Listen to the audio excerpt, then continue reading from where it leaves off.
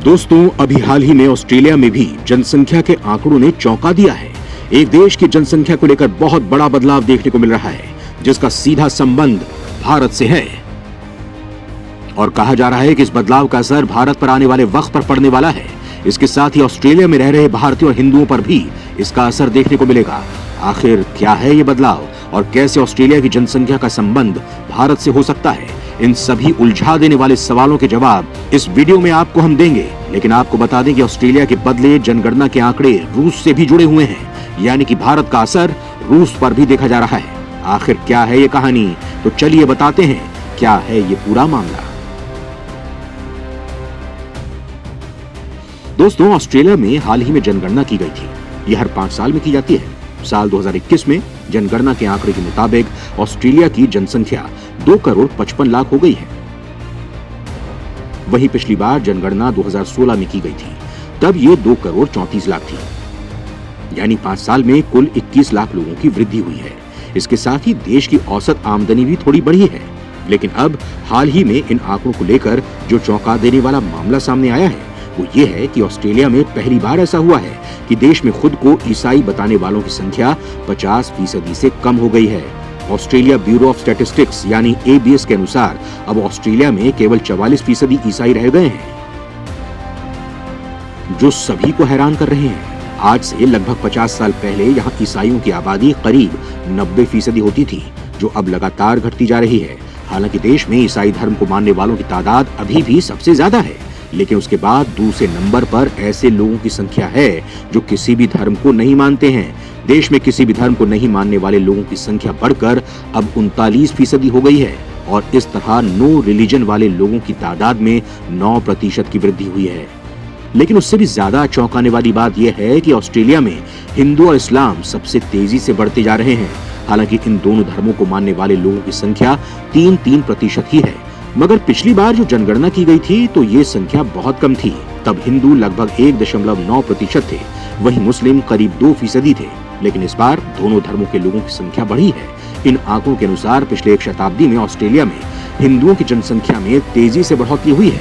उधर ऑस्ट्रेलिया की जनसंख्या में पिछली 1 शताब्दी में करीब 1.7 करोड़ की बढ़ोतरी दर्ज की गई है। करीब 2 करोड़ की जनसंख्या वाले ऑस्ट्रेलिया में एशिया से हो रहे अप्रवास का असर साफ दिखाई दे रहा है। साथ ही खनन में तेजी का असर भी ऑस्ट्रेलिया पर पड़ा है। ऑस्ट्रेलिया पहले से कहीं ज्यादा विविध बन रहा है। आधुनिक ऑस्ट्रेलिया का निर्माण बाहर से आकर बसने के कारण हुआ है। हालांकि इतिहास में ऐसा पहली बार हुआ है कि देश की आधी से ज्यादा आबादी या तो विदेशों में पैदा हुई है या उनके माता पिता विदेशों में पैदा हुए हैं। कोरोना महामारी के दौरान अप्रवासन की दर धीमी हुई है, लेकिन पिछले 5 सालों के दौरान देश में 10 लाख से ज्यादा लोग दूसरे देशों से आ चुके हैं। इनमें से करीब 1/4 लोग भारत से वहां पहुंचे हैं। नई जनसंख्या में वहां रहने वाले ऐसे लोग जिनका जन्म किसी और देश में हुआ है, वहां भारत के लोगों ने चीन और न्यूजीलैंड को पीछे छोड़ दिया है। भारत वहां तीसरे नंबर पर है। ऑस्ट्रेलिया में अभी सबसे ज्यादा संख्या ऐसे लोगों की है जिनका जन्म ऑस्ट्रेलिया में ही हुआ है। उसके बाद ऐसे लोग हैं जिनका जन्म इंग्लैंड में हुआ है।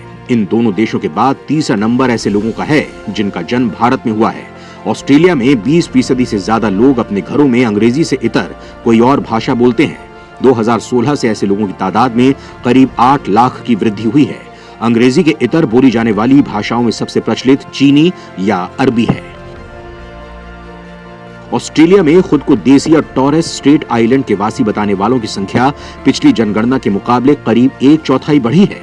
ABS के अनुसार उसकी वजह न केवल नए लोगों का पैदा होना है, बल्कि इस समुदाय के लोग खुद की देसी पहचान जाहिर करने में अब पहले से ज्यादा सहज हो रहे हैं।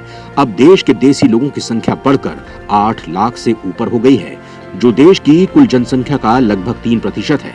ऑस्ट्रेलिया लगातार बढ़ रहे भारतीयों की जनसंख्या उसकी अर्थव्यवस्था को मजबूत करने में बड़ा योगदान दे रही है। ऑस्ट्रेलिया में हिंदू धर्म काफी प्रभावशाली और लोकप्रिय भी है। ऑस्ट्रेलिया के नए प्रधानमंत्री एंथनी एल्बानीज ने हिंदू धर्म के ओम लिखा गमछा पहनकर भारतीयों को लुभाया था। वहीं एंथनी चुनाव में जीत भी गए थे। इसके साथ ही इस ओम लिखे गमछे को पहनकर अपने पद की शपथ भी ली थी। वहीं रूस की बात करें तो ये गुप्त रूप से पूरी दुनिया को चलाता है। यहाँ ज्यादातर ऐसे लोग हैं जो किसी भी धर्म को नहीं मानते हैं, लेकिन अब तेजी से उनका रुझान हिंदू धर्म की तरफ बढ़ रहा है। इतिहास के मुताबिक 1000 वर्ष पहले रूस ने ईसाई धर्म स्वीकार किया। माना जाता है कि इससे पहले यहाँ असंगठित रूप से हिंदू धर्म प्रचलित था और उससे पहले संगठित रूप से वैदिक पद्धति के आधार पर हिंदू धर्म प्रचलित था। वैदिक धर्म का पतन होने के कारण यहाँ मनमानी पूजा और पुजारियों का बोलबाला हो गया, जिससे हिंदू धर्म का पतन हो गया। यही कारण था दोस्तों कि 10वीं शताब्दी के अंत में रूस की कीव रियासत के राजा व्लादिमीर चाहते थे कि उनकी रियासत के लोग देवी देवताओं को मानना छोड़कर किसी एक ही ईश्वर की पूजा करें। उस समय व्लादिमीर के सामने दो नए धर्म थे, एक ईसाई और दूसरा इस्लाम। क्योंकि रूस के आस पड़ोस के देश में भी कहीं इस्लाम तो कहीं ईसाइयत का परचम लहरा चुका था, तब राजा के सामने दोनों धर्मों में से किसी एक धर्म का चुनाव करना था। तब उसने दोनों ही धर्मों की जानकारी हासिल करना शुरू कर दी। इसके बाद रूसी राजा व्लादिमीर ने यह तय कर लिया कि वो और उसकी कीव रियासत की जनता ईसाई धर्म को ही अपनाएंगे और तब से यहाँ ईसाई धर्म भी चलता रहा है। लेकिन रूस में आज भी पुरातत्ववेत्ताओं को कभी कभी खुदाई करते हुए प्राचीन रूसी देवी देवताओं की लकड़ी या पत्थर की बनी मूर्तियां मिल जाती हैं। कुछ मूर्तियों में दुर्गा की तरह अनेक सिर और कई कई हाथ बने होते हैं। रूस के प्राचीन देवताओं और हिंदू देवी देवताओं के बीच बहुत ज्यादा समानता है, लेकिन बाद में वो ईसाई और मुसलमान हो गए। लेकिन रूस के प्राचीन धर्म के बहुत से निशान अभी भी रूसी संस्कृति में बाकी रह गए हैं। शायद यही वजह है कि रूस में हिंदू धर्म का फिर से रंग चढ़ने लगा है। यहाँ बड़े ऊंचे पैमाने पर कृष्ण कॉन्शियसनेस नाम की संस्था की भी स्थापना की गई है, जिसके माध्यम से हिंदू धर्म और भगवान श्री कृष्ण के दिए गए संदेश को फैलाया जा रहा है। इतना ही नहीं दोस्तों, भारत के ही आधार पर उन्होंने रूस में वृंदावन की स्थापना भी की है। इसके साथ ही कुछ आंकड़ों के मुताबिक विश्व में भारत, नेपाल और मॉरिशस में हिंदू बहुसंख्यक हैं। वहीं अनुमानित रूप से विश्व के करीब 52 से ज्यादा देशों में हिंदू रहते हैं, जिसमें America, Canada, Britain, Russia, Australia, Ukraine, दक्षिण कोरिया, जापान, दक्षिण Africa, Norway, Germany, Suriname, Mauritius और हॉलैंड का नाम प्रमुखता से लिया जाता है। भारत के पूर्वोत्तर देशों जैसे मलेशिया, म्यांमार, इंडोनेशिया आदि देशों के अधिकतर लोग मानने लगे हैं कि हमारे पूर्वज हिंदू ही थे, तो हमें भी अब फिर से हिंदू धर्म को अपना लेना चाहिए। दोस्तों, भारत और उसके हिंदुत्व का रंग पूरी दुनिया पर सिर चढ़कर बोलता है। आज दुनिया के हर कोने में भारतीय बसे हुए हैं और जहां भी भारतीय जाते हैं वहां अपने देश का नाम रोशन करते हैं, जिसका जीता जागता उदाहरण ब्रिटेन के प्रधानमंत्री पद की दौड़ में शामिल ऋषि सुनक हैं। इसके साथ ही ऐसे कई उदाहरण हैं जो भारत और हिंदू दोनों को दुनिया में सबसे अलग बनाते हैं।